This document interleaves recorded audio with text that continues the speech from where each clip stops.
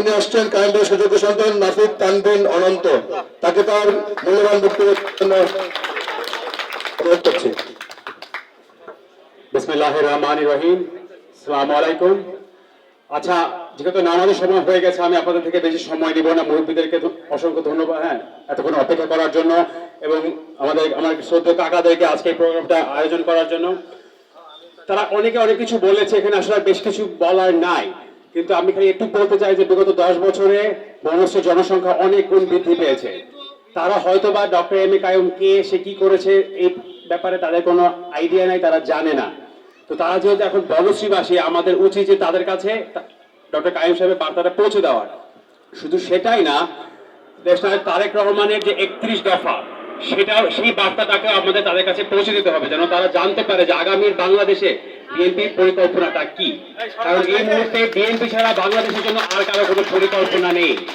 এটা আমাদেরকে জনগণকে পৌঁছে দিতে হবে, তাদেরকে বুঝাইতে হবে যে বিএনপি আপনাদেরকে একসাথে নিয়ে একটি বৈষম্যহীন বাংলাদেশ গড়ে তুলতে চায়।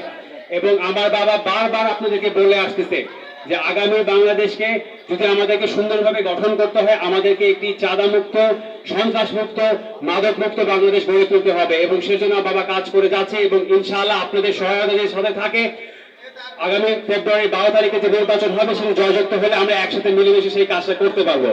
আমি আর সময় নেব না, সবাইকে অসংখ্য ধন্যবাদ অপেক্ষা করার জন্য। বাংলাদেশ জিন্দাবাদ, বাংলাদেশ জাতীয়তাবাদী দল জিন্দাবাদ। আল্লাহ হাফেজ, ভালো থাকবেন।